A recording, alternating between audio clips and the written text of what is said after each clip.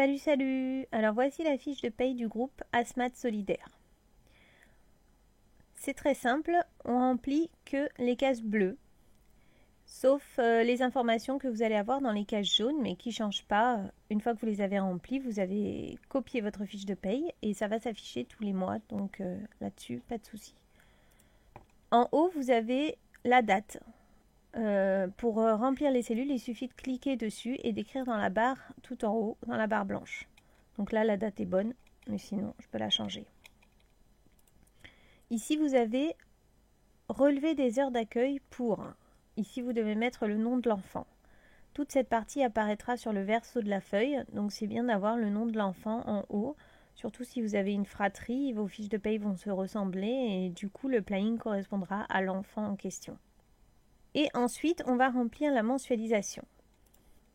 Alors, ici, vous avez une fiche de paye pour toutes les sortes de mensualisation. C'est-à-dire que si vous avez 4 types de semaines, vous avez la place pour écrire 4 types de semaines.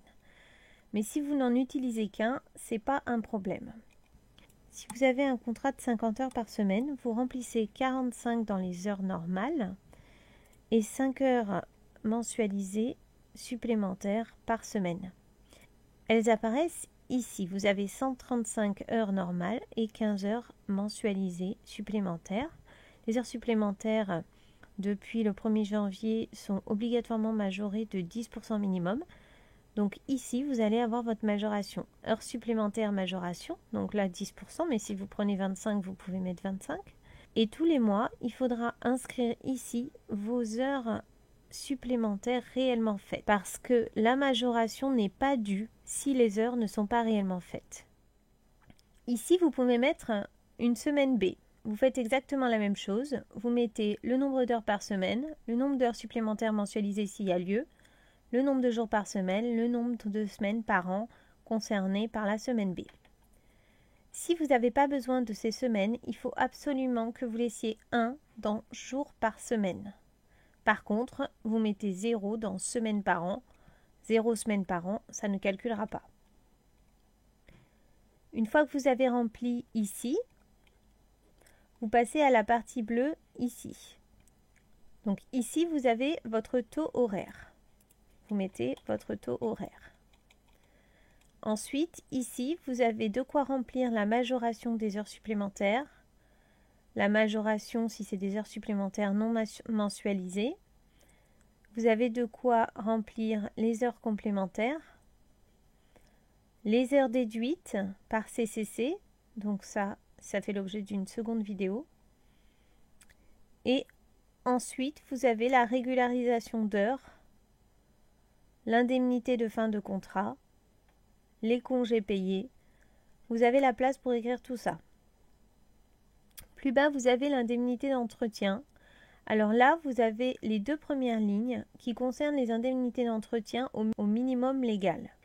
Si vous n'utilisez pas le minimum légal, si vous prenez, mettons, 4 € par jour, vous avez une ligne en dessous pour écrire 4 €. Donc si on utilise cette ligne, on met 0 dans les 2 du dessus. Si on utilise les 2 du dessus, on met 0 dans celle-ci.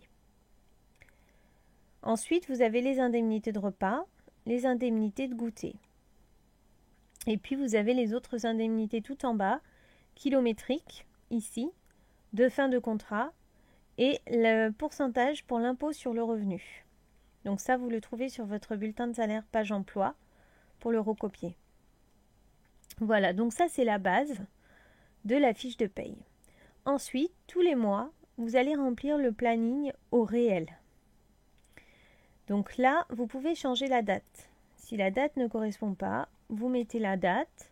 Lui, il va calculer quel est le jour qui correspond. Donc là, il sait que le 1er mai 2022, c'est un dimanche. Vous cliquez sur la case, sur le point, et vous faites glisser, et ça vous remplit tout le mois. Ensuite, vous remplissez vos horaires, comme je vous disais, au réel. Donc on remplit tout son planning en fonction de ce qu'on a signé. Admettons que j'ai signé 45 heures par semaine, c'est-à-dire 9 heures par jour sur 5 jours. Je remplis tout. Personnellement, moi, je procède comme ça. Et ensuite, je vais surveiller en fait ce qui a changé. C'est-à-dire que si le 25 mai, on m'a demandé de faire une demi-heure supplémentaire, je vais le noter ici.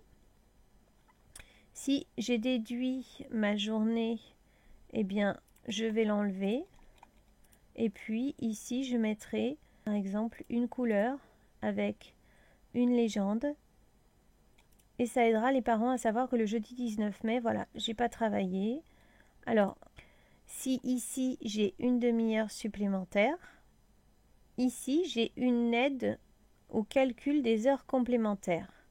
Si je fais tous les jours 9 heures par jour, ça marche que si vous faites tous les jours le même nombre d'heures, sinon le tableau ne peut pas calculer. Il va calculer combien de temps vous avez dépassé. Ici, voilà, il voit qu'il y a 9,50, donc il me met 50 en heures complémentaires, ici, et il le reporte ici en heures complémentaires. Si vous n'avez pas le même nombre d'heures toutes les journées, vous mettez 13, puisqu'on ne fait jamais plus que 13 heures, et puis il ne calculera rien du tout, mais vous pourrez écrire que vous avez fait une demi-heure supplémentaire ce mois-là.